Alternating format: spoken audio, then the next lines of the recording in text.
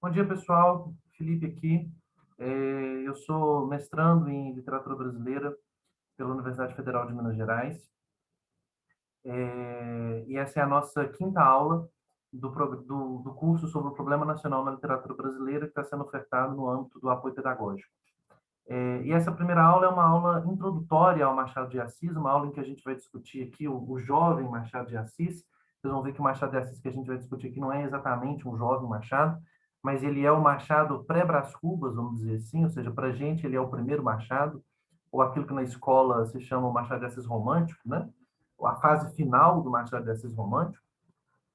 Eu queria começar essa aula só retomando rapidamente uma questão que a gente havia, um ponto que nós havíamos chegado na última aula e que havia sido, de alguma forma, a conclusão da última aula, ou seja, a ideia de que a literatura alencariana, a partir da qual a literatura do Machado se desenvolve, ou seja, o Alencar elabora e coloca problemas que a literatura machadiana vai resolver de outras formas, né? O problema fundamental que estava posto lá era o problema de uma modernização conservadora, né? Ou seja, nós precisamos nos modernizar porque o século XIX é um século moderno. O século XIX ele é moderno em termos políticos, em termos econômicos, em termos sociais, em termos culturais. Nós precisamos nos modernizar. Isso é uma exigência do tempo, né? Do contexto sociocultural da humanidade nesse momento, né? Pelo menos do mundo ocidental nesse momento. E o Alencar, a gente viu que ele se posiciona no interior desse debate a partir de uma defesa, vamos dizer assim, daquilo que a gente poderia chamar de uma modernização conservadora. Que a gente viu lá no último romance como a tentativa dele de conciliar a forma tradicional do romance europeu com a descrição da realidade comezinha brasileira, né? E, como a gente viu lá com o Chivarres, isso produz lá os problemas de composição do Senhora. Isso produz aquele romance esquisito que é o Senhora, né? E cuja problemática, ou seja, cuja esquisitice, eu acho que vocês poderão observar na leitura do romance, né? Mas, bom, o jovem Machado, ele também vai estar inserido, o Machado inteiro, né? Vai estar inserido nesse problema, e ele vai dar respostas um pouco diferentes a esse problema, né? Principalmente a partir do Brás Cubas. Quando a gente fala em processo de modernização, a gente está falando, no caso brasileiro, da centralidade da então chamada questão servil. Ou seja, não há possibilidade da gente conceber um processo de modernização num país escravocrata sem que a escravidão termine. A escravidão, como eu já comentei com vocês, é uma instituição antimoderna. Eu acho que esse aspecto antimoderno da escravidão vai ficar até um pouco mais claro hoje aqui nessa aula, tá? E no século XIX, no ponto que nos interessa aqui, a gente tem dois momentos fundamentais, né? O primeiro deles é em 1850, com o fim do tráfico de escravos. A gente sabe que, do ponto de vista legal, o tráfico de escravos havia sido encerrado, né, em 1830, mas ele permanece na prática, ele só é encerrado de fato em 1850. É... E o fim do tráfico de escravos ele produz uma alteração fundamental no sistema econômico, que é a liberação dos capitais que estão invertidos no tráfico, né? Ou seja, quando você termina o tráfico, subitamente você tem uma série de negócios que vão precisar mudar de lugar, ou seja, você tem um capital que vai precisar ser invertido em outras atividades econômicas. E isso produz, de alguma forma, a modernização econômica da segunda metade do XIX, né? Ou seja, essa liberação de capitais, ela de alguma forma financia a industrialização incipiente, ela financia a modernização urbana, ela financia uma série de coisas, ela faz com que a sociedade brasileira prospere no sentido mais moderno, né? E ela também já é, vamos dizer assim, um primeiro martelo no fato de que a escravidão vai ter que acabar. Porque, veja, uma vez que acabou a fonte de escravos, que é a África, uma vez que acabou o tráfico negreiro, a escravidão vai ter que acabar em algum momento, né? Porque os escravos vão todos morrer e vai acabar. A escravidão vai acabar. Eles vão morrer de maus tratos, de velhice, e vai acabar a escravidão daqui a um tempo. Mas esse tempo, ele está bem lá na frente. Esse tempo, ele pode se perpetuar de alguma forma ainda, né? Em 1870, você tem uma outra grande martelada, né? Em 1871, especificamente, você tem uma outra grande martelada no sistema escravista, que é a famosa Lei do Ventre Livre. A lei do ventre livre ela é uma alteração mais de ordem social do que de ordem econômica, né? Ela tem um impacto social muito grande por um fato muito simples, pelo fato de que a lei do ventre livre ela coloca em questão o poder do escravo sobre o poder do senhor sobre o seu escravo. Ou seja, a lei do ventre livre coloca o problema até que ponto vai o poder do senhor sobre o seu escravo, né?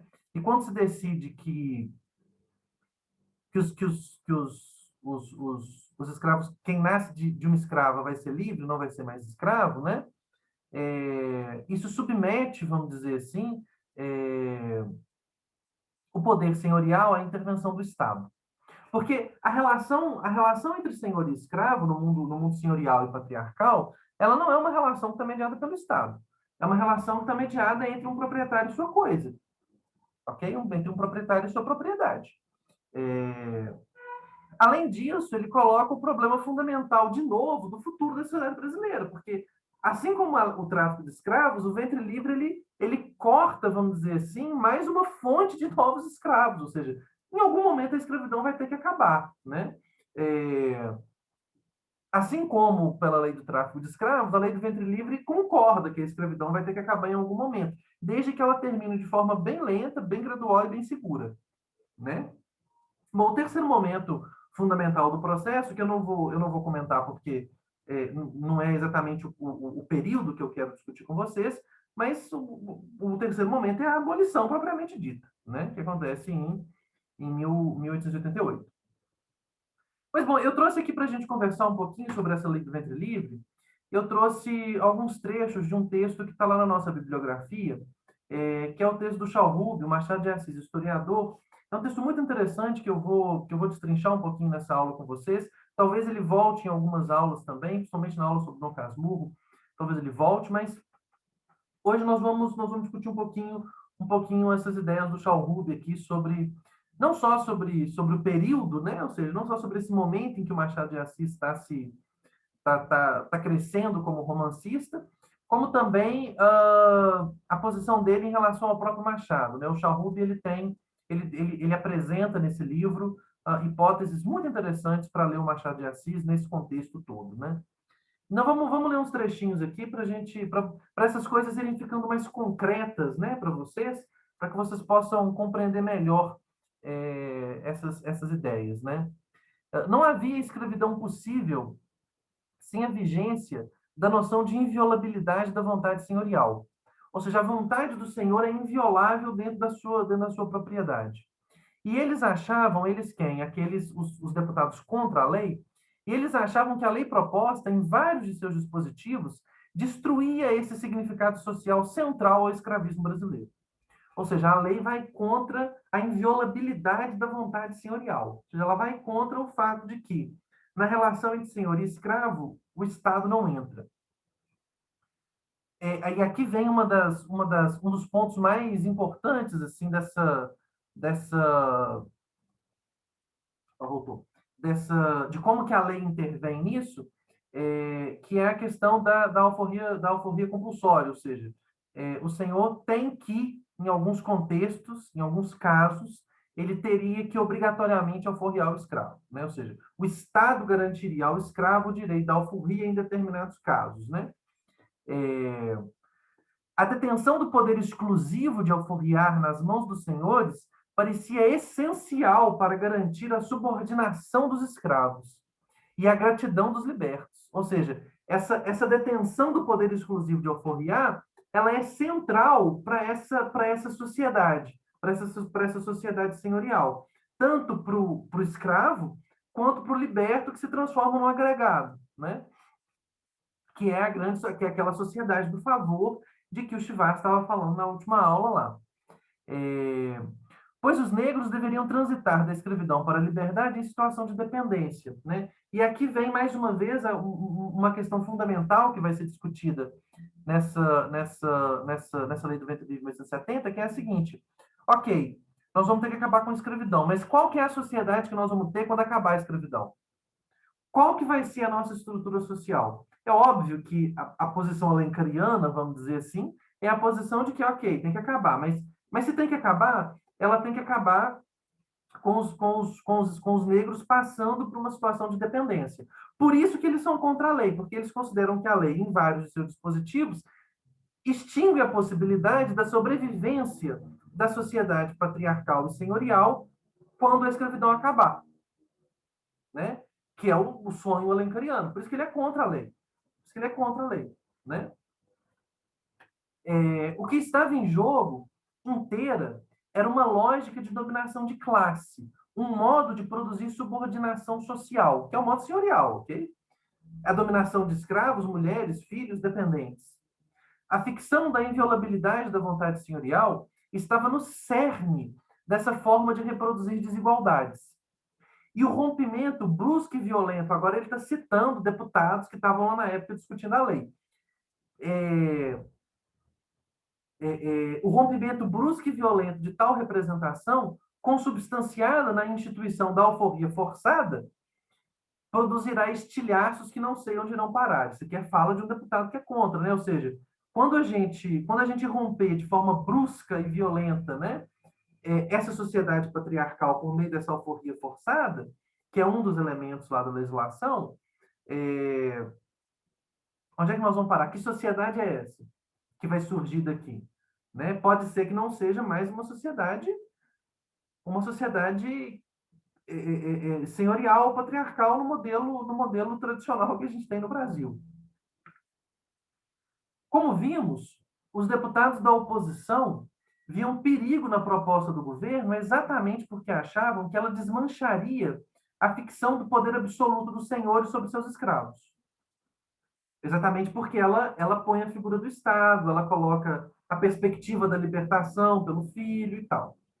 Então, como saíam a campo para questionar o suposto poder absoluto do imperador? Isso aqui é uma coisa interessantíssima, né?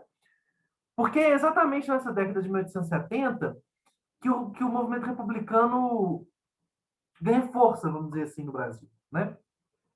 Que ele passa a ser questionado no Brasil. E muitos desses opositores à lei de 1871, que estava de alguma forma financiada pelo imperador, né? O imperador, enfim, Dom Pedro II, eu não quero dizer aqui que ele foi um abolicionista, porque seria uma mentira, mas Dom Pedro II, de alguma forma, pressionava para que leis abolicionistas acontecessem. Um pouco no espírito de modernização da cabeça dele, né? Essa figura cosmopolita e tal, que é para a Europa, sabia que escravismo era um trem ultrapassado e usava um pouco do seu poder para validar tentativas de leis que avançassem na discussão da abolição, né? Daí porque, por exemplo, Dom Pedro II era visto, vamos dizer assim, como uma das figuras que quando você tem a proclamação da República um ano e pouco depois, quase um ano e meio depois, né? Você tem, na verdade, os monarquistas eram os abolicionistas, os republicanos não eram abolicionistas. Isso é uma contradição interessante da história brasileira, né? Na verdade, e independentemente das complexas questões constitucionais concernentes à definição e aos limites do poder moderador, que era a questão fundamental do republicanismo, parlamentares pareciam acusar o imperador de haver desrespeitado o costume, de haver excedido no exercício, em princípio legítimo, da vontade senhorial. Porque o império funciona como se fosse assim: eu sou um senhor de escravos, eu tenho aqui a minha propriedade, a minha família, os dependentes que vivem de favor às minhas custas, e eu possuo sobre eles poder absoluto.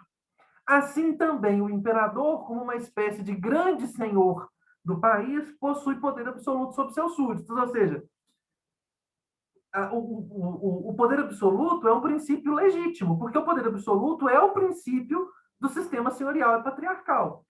A grande questão desses dissidentes, assim, desses dissidentes conservadores que vão se encaminhar para o republicanismo é a seguinte: olha, o imperador excedeu o seu poder absoluto legítimo quando ele coloca o Estado no nosso poder absoluto legítimo, que é a relação do nosso poder, a nossa relação com a família, com a propriedade, com os escravos e tal, né?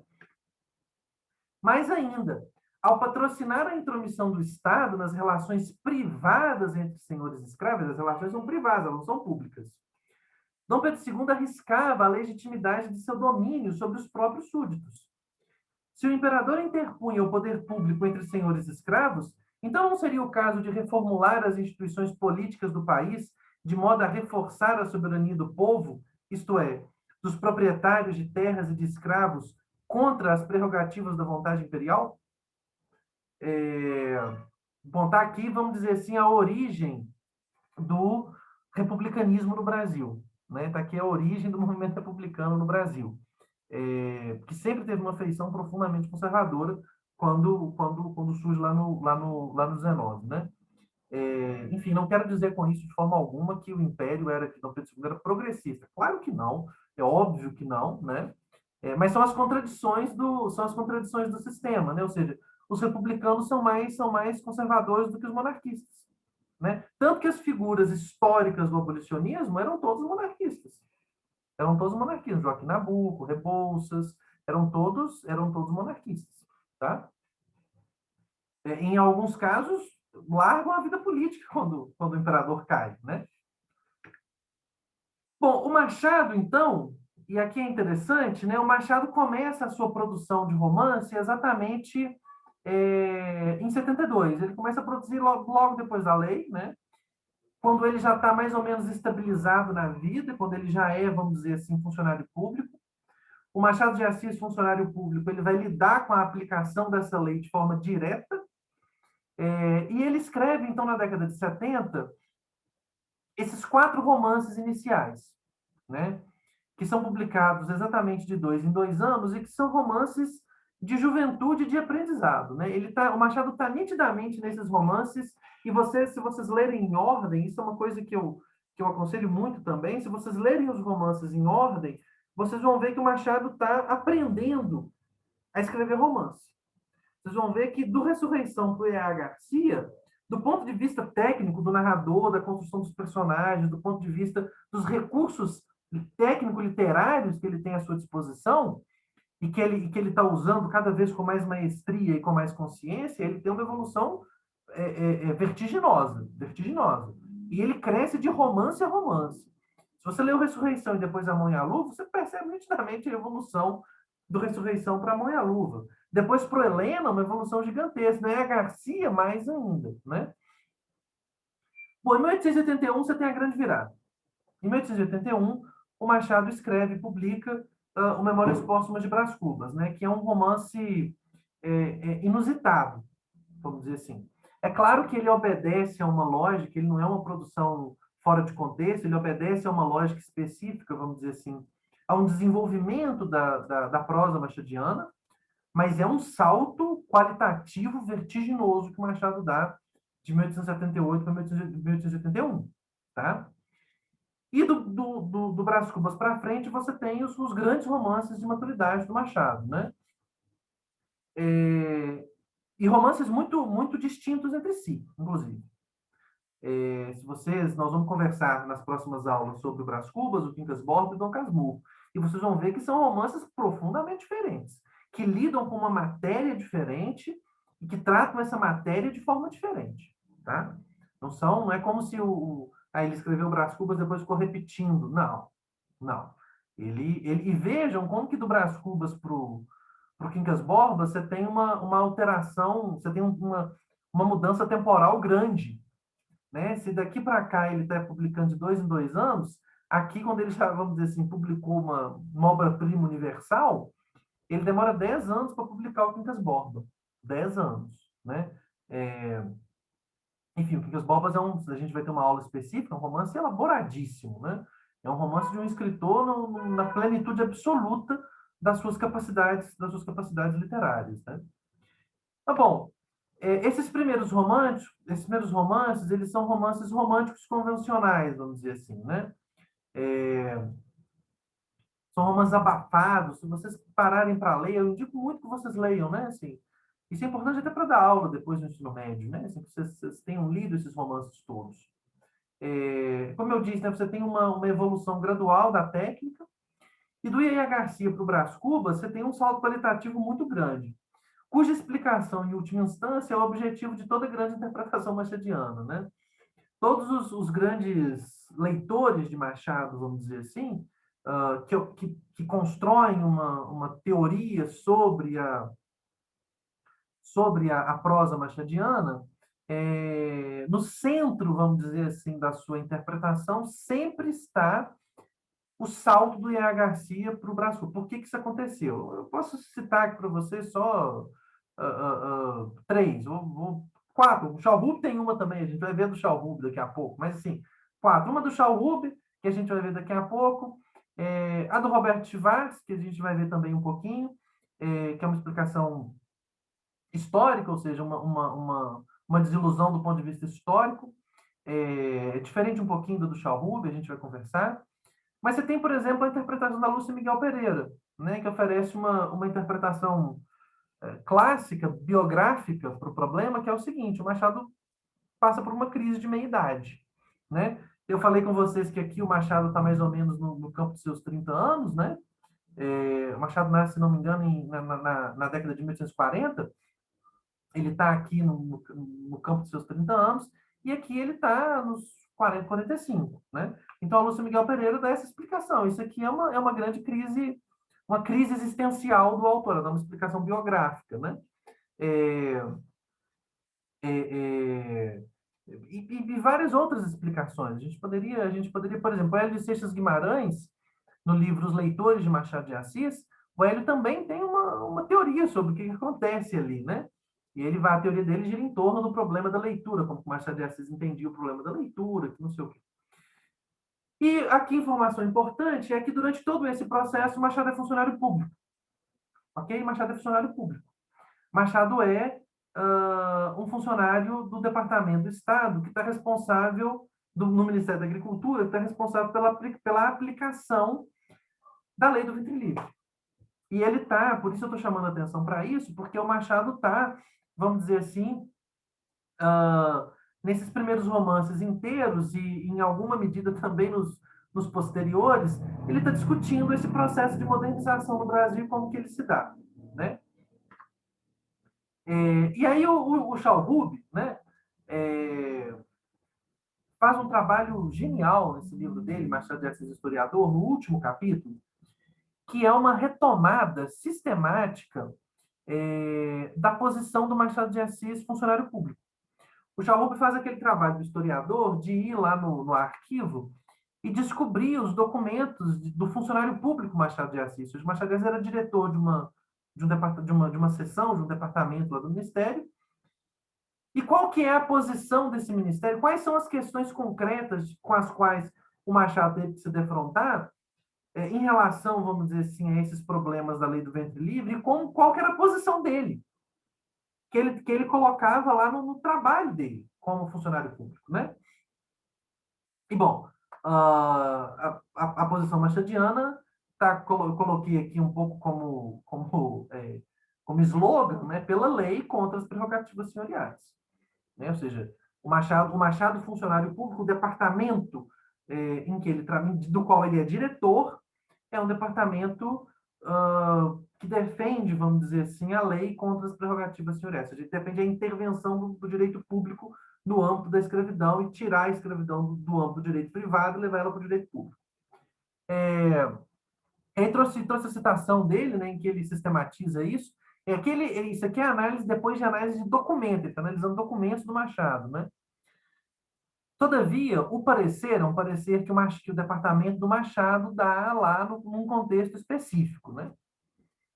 O parecer resume, talvez, os pontos centrais da doutrina, por assim dizer, da segunda sessão no acompanhamento da aplicação da lei. A sessão que o Machado de Assis dirige.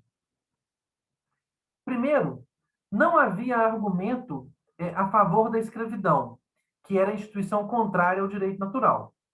Subsistiam, é verdade, determinações a favor da propriedade dos senhores, sobre a qual a lei fora cautelosa, equitativa e correta.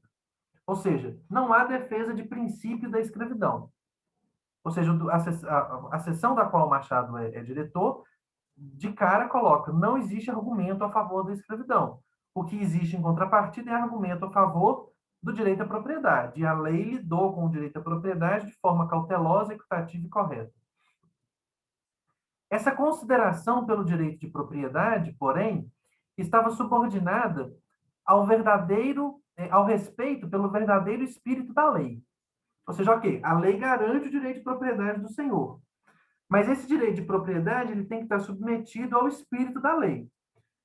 Segundo, ou seja, qual que é o espírito da lei, né? Aquela era uma lei de liberdade, cujo interesse ampara em quase todas as partes e disposições. Isso aqui é uma citação de um documento lá dessa sessão em que o Machado trabalhava. Por conseguinte, em caso de dúvida, ou havendo uma brecha, cumpria seguir o espírito da lei contra o interesse do proprietário. Ou seja, essa é uma lei de liberdade. Se existe um conflito entre o direito de propriedade e a liberdade vence. Isso aqui está no entorno, vamos dizer assim, dessa grande questão, que é o fato de que, ok, a lei foi aplicada, a lei foi sancionada e tal, mas entre ela ser sancionada e ela ser aplicada, vai anos de burocracia, né? Terceiro, e este ponto complementa os dois anteriores, a sessão pautava-se pelo objetivo mais geral de submeter o poder privado dos senhores ao domínio da lei. Assim, no parecer em questão, busca-se ampliar a abrangência de um dispositivo da lei, fazendo-o valer para qualquer ação civil na qual a liberdade de um cativo pudesse estar em jogo. Expandem-se as prerrogativas do poder público, aumentam-se as prerrogativas dos cativos. Em contrário, os senhores estão cada vez mais obrigados a frequentar o judiciário para manter o domínio sobre seus escravos. Aqui está, vamos dizer assim, uma posição moderna. Ou seja, a doutrina da seção, né, pelo menos a doutrina da seção que o Machado de Assis dirige, a doutrina dessa seção é pela modernização. Pela modernização. Observe-se que não é por uma modernização radical, por uma modernização abrupta, né? Porque a lei é cautelosa, equitativa e correta. Mas o espírito da lei é a liberdade e a submissão do poder privado ao poder público dos senhores. Então, essa seria, vamos dizer assim, a posição desse Machado de Assis funcionário público. Bom, então essa é a posição dele e ele vai, enfim, se defrontar com a realidade, né? A lei de 1871 havia redefinido arenas de conflitos sociais, tinha legitimado uma maior intervenção do poder público nas relações entre senhores e escravos. Nesse sentido, como vimos, comprometer as bases tradicionais da instituição da escravidão. E aqui é interessante, eu trouxe essa abordagem do Schauhub, porque eu acho que o Schauhub coloca muito claramente uma coisa que a gente estava discutindo nas últimas aulas, que eu falei repetidamente nas aulas, que é o seguinte: no Brasil, sociedade senhorial e patriarcal significa escravidão. Por isso que quando a gente está lendo lá o Guarani, a gente não está lendo um romance sobre escravidão. O Guarani não é sobre escravidão, é um romance histórico. Mas no seu contexto de produção, o elogio da sociedade senhorial é, é um elogio da sociedade escravista, né? Agora vem a realidade. O ritmo e o alcance dessas mudanças, todavia, continuavam a ser negociados passo a passo durante o processo de aplicação da lei.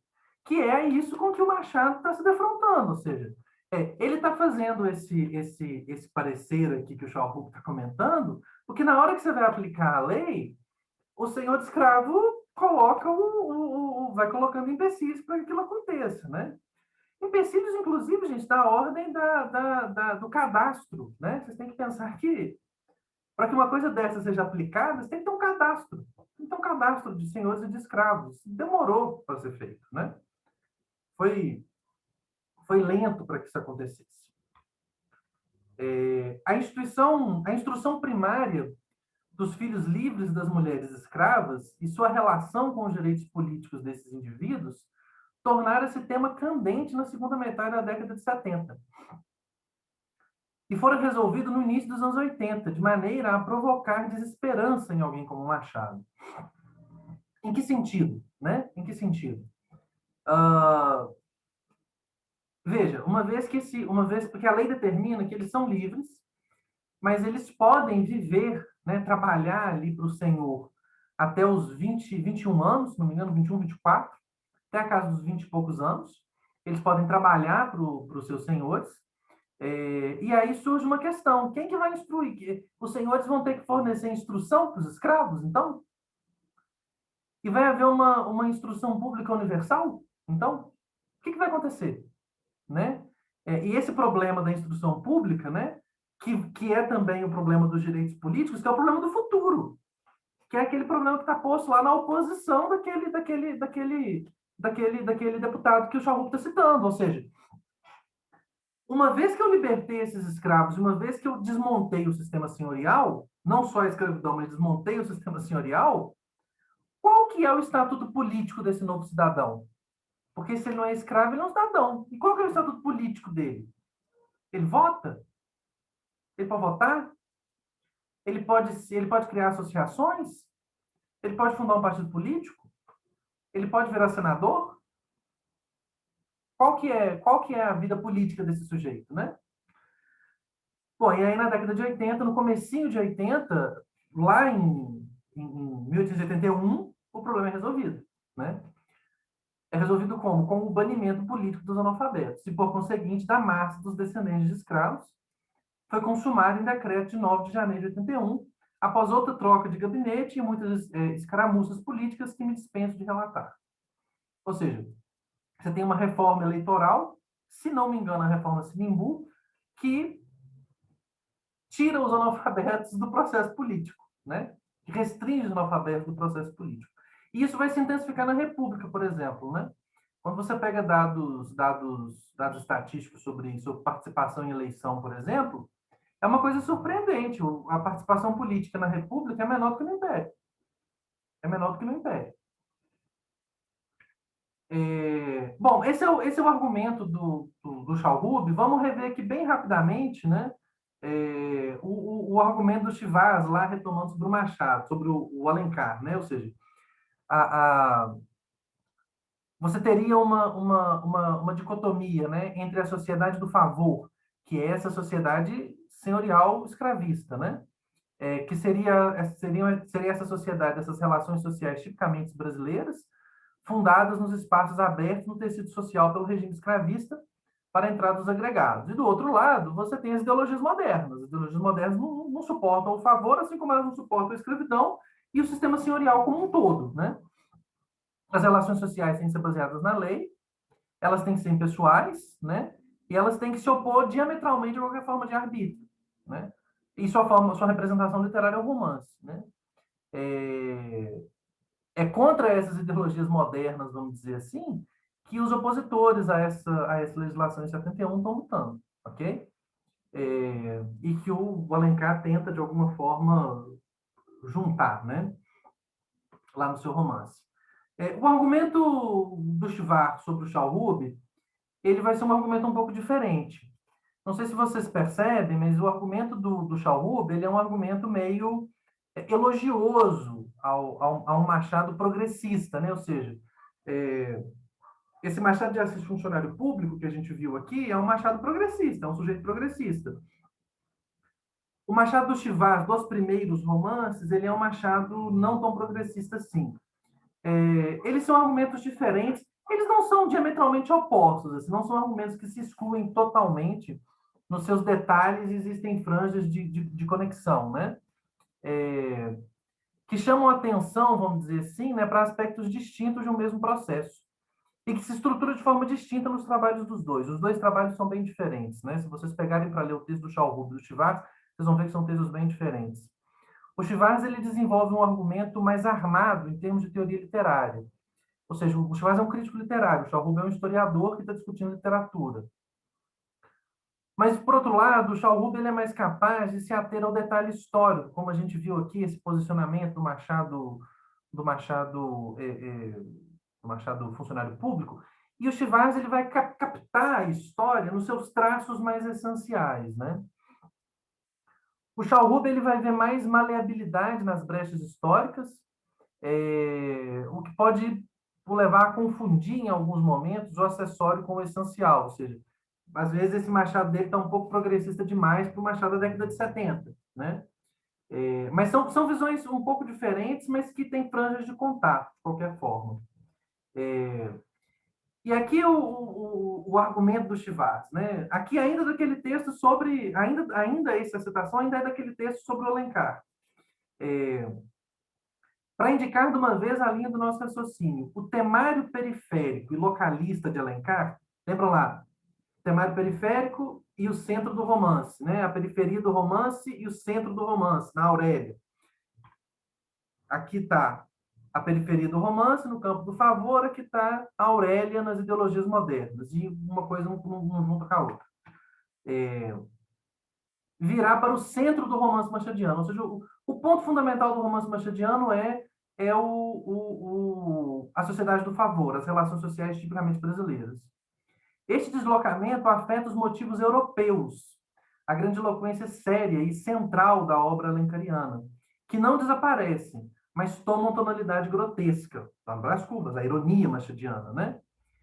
Estará resolvida a questão. Ou seja, no Machado, dizendo de forma geral, aqui o argumento do Schwarz no Machado, essas ideologias modernas vão aparecer lá no Brás Cubas. Vocês vão ver como que ele vai desenhar, vamos dizer assim, esse desenvolvimento.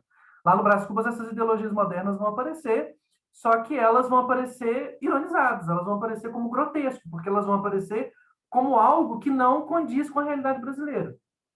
Ou seja, essa junção que o Alencar está tentando fazer é impossível no solo brasileiro. O Machado teria percebido o fato de que, quando você junta a tentativa de modernização com a tentativa de manutenção da sociedade senhorial, quando você faz isso, você esvazia o significado da modernização, você esvazia as ideologias modernas. Ok? Por isso que essas ideologias modernas, o romance europeu, os temas do romance europeu vão aparecer numa tonalidade grotesca, lá no Brás Cubas, a grande ironia machadiana. Ora, a prosa machadiana como que depende da miniaturização prévia dos circuitos do romance de Alencar, cujo espaço ideológico inteiro, inconsistência inclusa, ela percorre cada frase, quase que a cada frase. Ou seja, o romance do Machado surge daquela perspectiva que o Alencar está desenvolvendo, né? Reduzida, rotinizada, estilizada como unidade rítmica, a desproporção entre as grandes ideias burguesas e o vai e vem do favor transforma-se em dicção, né? Observem como que o comentário do Chivas é capaz de ir na frase, né? Quando a gente for ver os comentários dele sobre o Brás Cubas, isso vai ficar mais claro, ou seja, ele vai dentro da frase do Machado, né? Ou seja, essa desproporção aqui vira o ritmo da frase machadiana, a sua dicção, né? Em música sardônica e familiar. Da inconsistência formal à incoerência humorística e confessa, o resultado tornou-se ponto de partida, matéria mais complexa que outra forma irá explorar. Ou seja, aquela inconsistência formal da composição do romance alencariano vira o que no romance machadiano? Incoerência humorística e confessa. Ou seja, o Alencar meio que faz aquilo sem implicar uma coisa na outra. O Machado sabe o que está fazendo e ele lida com esses problemas como humor, como ironia. Ok? Ou seja, para o Chivas, a base da ironia machadiana é exatamente essa distinção aqui entre o moderno e o atraso no Brasil. Bom, agora aqui vem o texto especificamente, né, do Chivas sobre os primeiros romances machadianos, que são esses romances da década de 70, e aqui vai ficar um pouco claro para vocês a diferença entre o argumento do Chivas e o argumento do Schauhub, né? São livros deliberada e desagradavelmente conformistas. Machado se filiava à estreiteza apologética da restauração europeia, de fundo católico, e insistia na santidade das famílias e na dignidade da pessoa, por oposição a seus direitos. Aqui, acho que já fica bem claro, né? Ou seja, o Charles Rubb desenha um Machado progressista, o Chivar já desenha um Machado nos primeiros romances mais conservador, né? Ele assumiria nos romances essa posição da restauração europeia, da restauração católica, né? Que vai confiar nesses valores. Isso é muito evidente nos romances, gente. Se vocês leem os romances são abafados, porque os romances eles estão abafados pela ideia de família, de dignidade, né? Moral, eles estão abafados. Assim como o romance do Alencar em alguma medida, né? Só que eles estão abafados de uma outra forma. A submissão da referência liberal pelo paternalismo conservador, ou seja, lá no Alencar ele tenta conciliar. O que o Machado faz nos primeiros romances? Ele faz a submissão da referência liberal da modernidade pelo paternalismo conservador, ok? Tinha a vantagem de trazer para a frente alguns dos nossos assuntos decisivos. Ou seja, na verdade, quando o Machado faz isso, é como se ele colocasse aqueles elementos periféricos do romance alencariano no centro do seu romance, já na juventude, já nos primeiros romances. Isso aqui não é comentário sobre o Brás Cubas. Isso aqui não é comentário sobre o Brás Cubas. Ou seja, como ele assume, olha a relação ela é dialética aqui, ou seja, exatamente porque ele assume uma posição conservadora, ele entende melhor a sociedade brasileira. Por quê? Porque ele coloca essas relações do favor, que são tipicamente brasileiras, no centro. Note-se que 10 anos antes, ou seja, 1960, Machado havia adotado ideias liberais. Ou seja, o Machado havia sido antes um liberal, nesse sentido clássico do 19, que a gente conversou lá sobre o Alencar, né? E assimilará a retórica do progresso e da igualdade. Mais tarde, quando vem a escrever os seus primeiros romances, estes se alimentam da ideologia antiliberal. Ou seja, existe um processo de desilusão aqui em 70, e aqui está uma franja já com o Charles Rubb, né? Ou seja, essa desilusão está colocada quando ele se defronta lá com a aplicação da lei do ventre livre que não funciona, né? Quando ele escreve esses romances e quando ele se alinha, se filia à ideologia liberal, ele coloca essa matéria no centro e ele larga a forma tradicional do romance europeu, vamos dizer assim, ou a forma progressista mais desenvolvida do romance europeu que o Alencar tenta se apropriar. O seu resultado literário inicialmente era ruim, pois dava a palavra ao atraso histórico do Brasil. Ou seja, por favor, ele dá a palavra para a sociedade do favor, para o sistema patriarcal, cujo efeito, enquanto não se produzia um distanciamento analítico qualquer que o abrisse e ventilasse, ou seja, quando é que você vai ter esse distanciamento analítico? No Brás Cubas, ou seja, na transição do E.A. Garcia para o Brás Cubas, você tem esse distanciamento que nos primeiros romances não tem. Só podia ser o provincianismo, ou seja, a vantagem é que ele passa a ver as relações sociais brasileiras de forma mais objetiva do que o Alencar via. A desvantagem é que é provinciano. É que os romances são abafados e são provincianos. Retomando o nosso fio, digamos que a exclusão da referência liberal evitava o descentramento das ideologias, de que tanto falamos, mas ao preço de cortar as ligações com o mundo contemporâneo europeu. Só que na hora que o Machado reestabelecer essa ligação com o mundo contemporâneo europeu, que é o que ele vai fazer no Brás Cubas, ou seja, quando ele reintroduzir a ideologia liberal, ele vai introduzir em chave irônica. Ele vai introduzir com esse distanciamento, né? Esse distanciamento analítico qualquer, que eu abrisse e ventilasse. Na hora que ele reintroduzir a temática liberal, ele reintroduz distanciado. E rindo daquilo. Ele reintroduz rindo daquilo. Ele reintroduz com a consciência clara de que o liberalismo é uma ideia fora do lugar. A Machado, já agora, só faltava a desilusão da desilusão. Ou seja, ele se desilude com a ideologia liberal e vira um conservador da restauração católica. Agora ele tem que se desiludir de novo. Ou seja, a virada do Brás Cubas é a desilusão da desilusão. desiludir-se também do conservatismo paternalista. Enfim, a despeito de sua inteligência e do engenho, que não vamos esquecer, são 4 romances enjoativos e abafados, como exigem os mitos do casamento, da pureza, do pai, da tradição, da família, a cuja autoridade respeitosamente se submetem. Que são os mitos do modo patriarcal brasileiro. São os mitos do modo patriarcal brasileiro. Só que o Machado os representa diferente do Alencar, o Machado os representa em si e por si, sem o deslocamento de peso que a entrada do romance europeu e das ideologias liberais representam no Alencar. A despeito da evolução, o denominador comum dos 4 livros é a afirmação enfática da conformidade social, moral e familiar, que orienta a reflexão sobre os destinos individuais. Noutras palavras, a família, de preferência abastada, é a intocável depositária da ordem e do sentido da vida. Ou seja, o mundo privado, gente.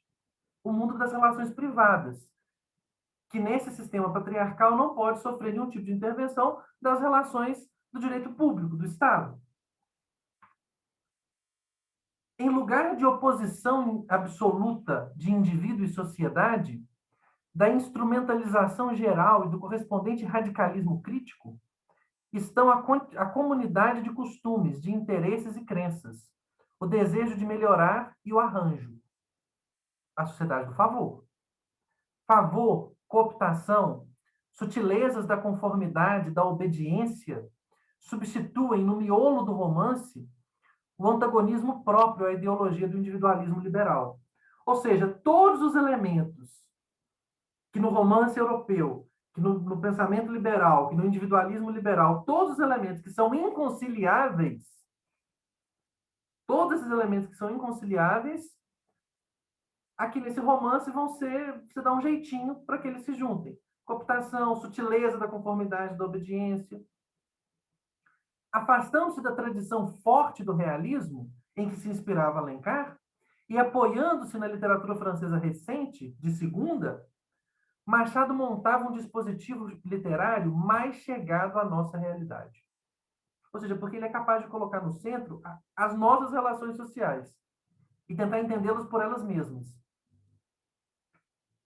De fato, a ideologia familista recorta a sociedade segundo linhas que a evolução europeia tornara obsoletas e mentirosas, razão pela qual só o romance apologético a tomava por fundamento. Ou seja, essa tradição do romance que o Machado está retomando, esse romance francês de segunda categoria, esse romance ele é obsoleto na Europa. Esse não é o grande romance europeu. Esse não é o romance do Flaubert, esse não é o romance do Balzac, esse não é o romance do Tolstói, do Thomas Mann, esse não é o romance do Dostoiévski, esse não é o romance do Turgenev, esse não é o romance do Dickens, esse da Jane Austen, esse não é o grande romance europeu. Esse não é o grande romance burguês. Tá certo? Mas ele é completamente obsoleto. Essa apologia da família, dos valores, do pai, da tradição, essa apologia não faz sentido no mundo liberal. Ela não faz sentido no mundo liberal, só que no nosso mundo faz. Por isso que ele coloca ela no centro, né? Já no Brasil, longe de disfarçar o processo de proletarização, que era mínimo, que é o sentido que isso assume no romance europeu, esse romance de segunda tem esse sentido no contexto europeu, a idealização da família move a narrativa em linhas que guardavam contato com a prática multiforme e quase universal do paternalismo. Quando ele retoma essa forma específica, ele retoma uma forma específica capaz de nos descrever de forma mais adequada do que aquilo que o Alencar está fazendo, embora ele não esteja produzindo aqui ainda o grande romance machadiano. Embora ele não esteja produzindo aqui ainda, vamos dizer assim, o romance, o Brás Cubas, que vai tratar o mesmo problema que o Alencar enfrenta, só que em chave irônica. É como se ele desse um passo para trás aqui em relação àquilo que estava sendo feito. Bom, eu não vou hoje comentar com vocês assim, trechos específicos de romance. Eu indico muito que vocês leiam eu indico muito que vocês leiam esses primeiros romances do Machado. São romances muito interessantes, assim.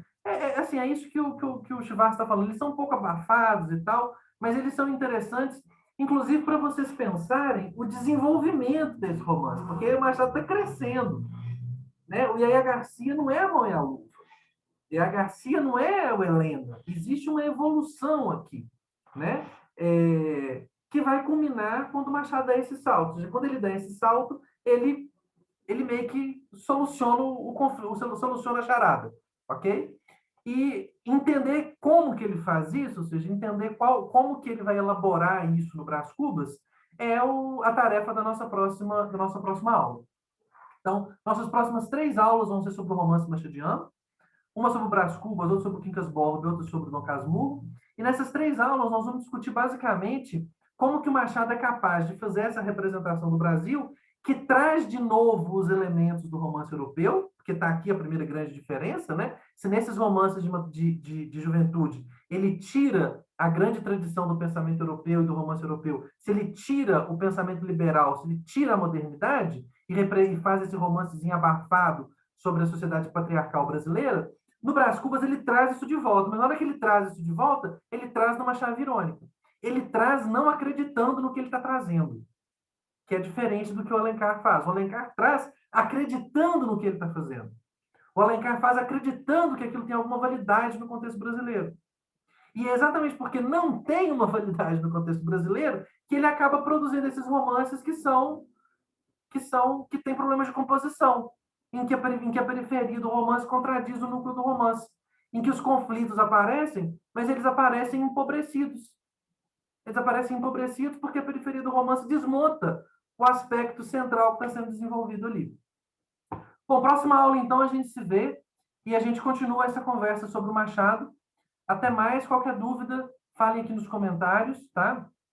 Se vocês não estiverem entendendo alguma coisa, essa relação, né, entre Chalhub e Chivas é uma relação muito interessante, muito importante, é uma relação um pouco contraditória, vocês viram, né?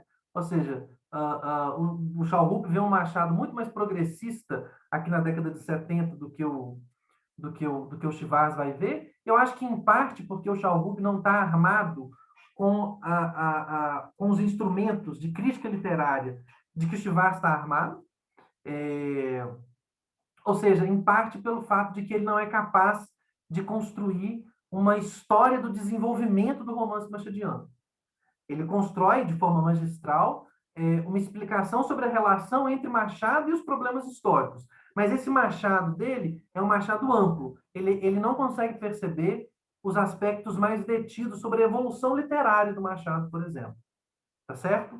Às vezes ele lê, por exemplo, E.A. Garcia e Dom Casmurro como se fossem romances, ou Helena e Dom Casmurro, como se fossem romances que, do ponto de vista literário, pudessem compor uma comparação, né? Ou seja, é claro que eles podem compor, mas eles têm que compor uma comparação de desigualdade, por causa do nível de elaboração de um e de outro, ok? Qualquer dúvida, não hesitem aqui em comentar, não hesitem em falar, e na próxima aula a gente continua então essa conversa sobre Machado. Tchauzinho, pessoal!